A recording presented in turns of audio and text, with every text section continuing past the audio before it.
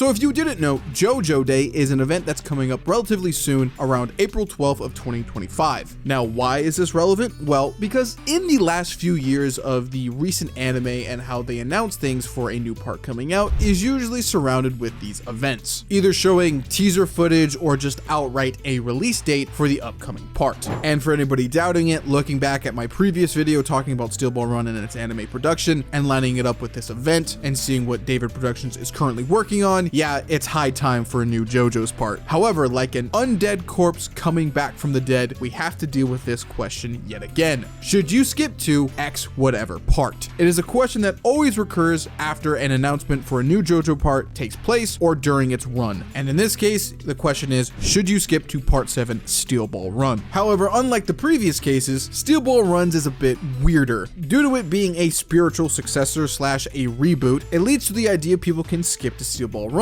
And also the case that it wasn't JoJo's for a long while, up till chapter 25 of the manga where it switched to Ultra Jump, where it was officially called JoJo's Bizarre Adventure Steel Ball Run, as previous to it, it never had the JoJo's moniker to it. Even Hirohiko Araki struggled with the idea of, was Steel Ball Run JoJo's or was it not JoJo's? In my opinion, it is honestly a pretty interesting debate. So with that all being said, hello, my name is Metas.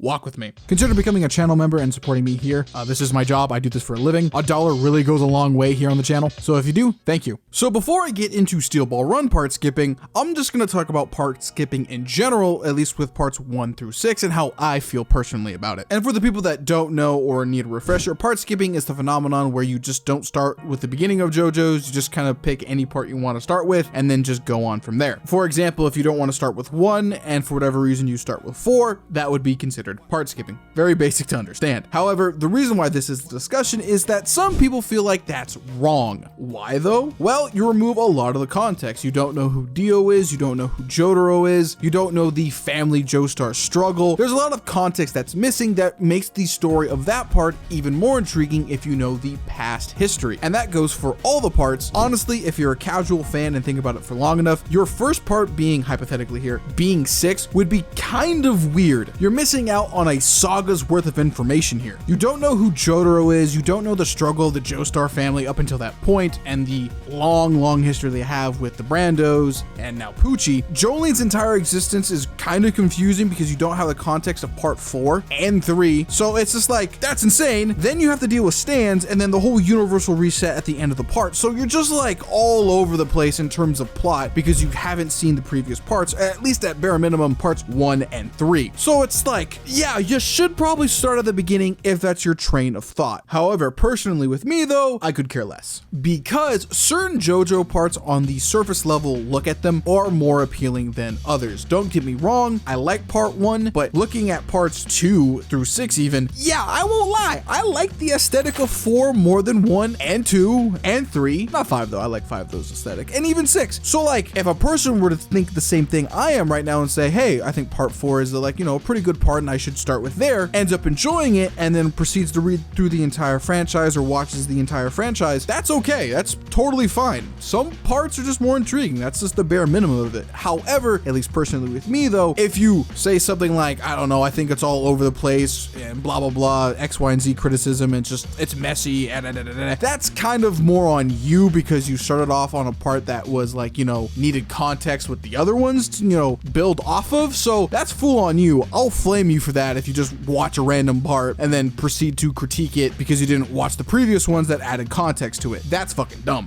So personally, I would recommend starting at the beginning with part 1 and then going all the way through, but if one part is more intriguing than the others, go ahead. But just mind you, watch all of them to get the full context before you criticize it, if that's what you're gonna do. However, if you don't like my opinion, we'll just go to Araki's, which in his case is a lot more loose. Looking at the interview question, it basically states, for anybody who hasn't read JoJo's, what would be the part he would recommend? And Araki doesn't even answer that question. He just straight up goes, yeah, I don't think you should really do that. As Araki goes on to state that parts where Jotaro is included and or Dio, if you were to read them out of order, would be kind of odd, and says the ideal method would be to start from the very beginning. However, he doesn't criticize people if they don't do that. You really should start from the beginning, but however, if you find anything else interesting about the franchise and want to start there, we're not going to drag you for it. And at least in my case, the only time I would drag you for it is if you complain that you part skipped and you feel like the story just feels out of place. So in general, to answer the question, should you part skip? Yeah, you can, but you probably shouldn't. However, here's when the twist comes in. Araki then proceeds to answer the question said by the interviewer and basically states in almost a contradictory manner. His point previous though is that he says Steel Ball Run was entirely made for a person who has never seen the previous parts in the franchise. So in a way, to answer this question, he says Part 7. So this is where stuff gets interesting. If you know the JoJo's community, there is kind of a dogma behind part skipping. You should never do it. You need to start at the beginning. That's what a lot of older fans and a lot of fans in general say within JoJo's to newcomers. In my opinion, you already know it, I don't really care. You can start on 4 and then go through the rest of the franchise, or do whatever Mother's Basement viewing order you want to see. I don't care, just watch it all, then you can critique it. However, in Araki's opinion, you can just start on 7 if you want, which goes against that, at least here in the English community, with their part skipping dogma. And I have to be real here, Araki did a fantastic job with that in mind, as when you look at the franchise in general, and specifically at Steel Ball Run and the interviews later on within Steel Ball Run's publication, the strength for the argument, should you skip to part 7 Steel Ball Run, actually grows exponentially, as it might be the exception to the rule. In the first chapter of the Steel Ball Run manga, in the author notes section, Araki says this, quote, JoJo's Bizarre Adventure has entered a parallel world, and since it's not really JoJo anymore, it's Steel Ball Run, end quote, Hirohiko Araki. What you can infer with this author note at the end of chapter 1 is that, well, to a certain extent, Steel Ball Run is not JoJo's Bizarre Adventure, kind of. I will explain that here in a bit, but basically just looking at this sentence, this piece of monologue that he's giving, is that, yeah, at a very basic level, Steel Ball Run is not JoJo's Bizarre Adventure anymore, in quotation marks.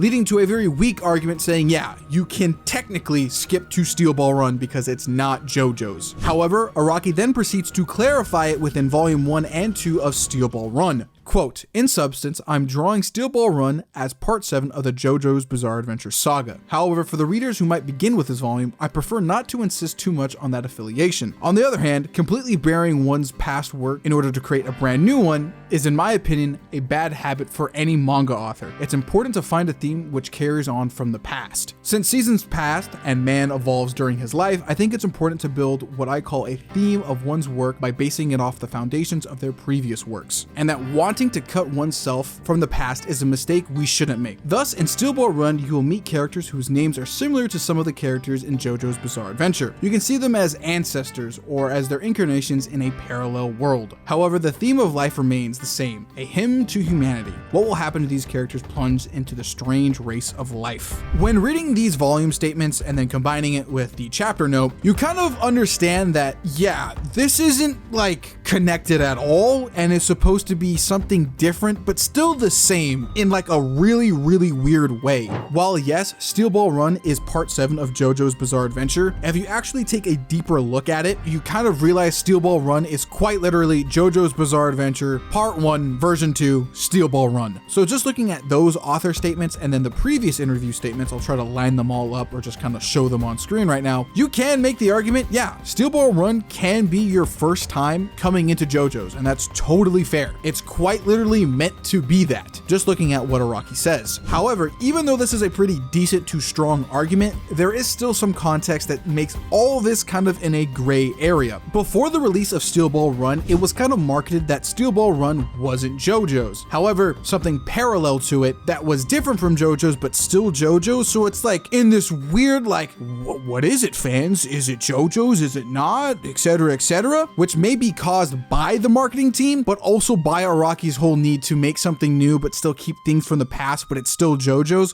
which basically what I'm describing here is a massive feedback loop where Araki wants to make something new, but keep it JoJo's. The marketing team then proceeds to make it to where it's like, is it JoJo's or is it Steel Ball Run? Which then eventually leads back into Araki thinking all that stuff, and it's just a massive loop that just keeps on going around and around. And because of that feedback loop, you look at these author notes and you go, is Araki being truthful here? Or is it the marketing team telling him to be a little bit funny with it? Or is Araki telling the marketing team to be funny with it? So it's just like, where the hell are we? Leading me to tell you guys, it's one giant gray area when you look at it in its totality. But eventually, within Ultra Jump during chapter 25, it would be called JoJo's Bizarre Adventure Part 7 Steel Ball Run. So they kind of solved it by just putting a very awkward bow on it. However, though, Araki still brings up Steel Ball Run and JoJoian like you don't need to read the previous parts, so it's a very, very awkward bow. So coming back to the original question, should you skip to Part 7 Steel Ball Run? Looking at it in its totality, it's kind of a yesn't. Araki kind of implies you probably should read parts 1 through 6 to understand the themes of JoJo, and it is told as JoJo's Bizarre Adventure Part 7 Steel Ball Run, so it kind of implies you probably should read the first 6 parts. However, the marketing and the current author and interview statements say otherwise though, so like I said, really weird gray area, but it kind of leans towards yes, you can. And if you strictly just look at the Araki statements, you don't look at like the messy history of it, yeah, you can. You can totally straight up skip to Part 7 Steel Ball Run if you're a new JoJo's fan. It is literally built to be read without the other parts in mind. However, for a better reading experience, at least personally in my opinion, to understand all the callbacks and all the history, I do recommend going through parts 1 through 6. However, it is not mandatory. And as I record this on January 21st, we are quite some days away from JoJo Day and even more days away from an actual anime dropping. So if you're watching this, you have time to go through the entire anime and or manga before part 7. So I highly recommend you do that if you're just wanting something to watch. JoJo's is that series. Now, if you're gonna ask me whether you should watch the anime or read the manga to catch up before part 7 comes out, I'd actually recommend reading the manga. It's the source material. It's the entire reason why an anime even exists and why people want the part 7 anime. You see the evolution of an author in his early days eventually end up evolving to a very complex author who puts a lot of themes and elements into a piece of writing that gets a lot of people hooked into it. There is a reason why this franchise is nearly 40 years old and it's currently on its 9th part. And I'm going to tell you this now, if you read the entire manga because of this video, part 9 is a genuine treat. And after the last chapter that dropped in this past week before the recording of this video, I'm going to tell you right now, part 9 might be as good as part 7. I'm not even joking. I want to make that video right the fuck now. I love part 9. JoJo Lands is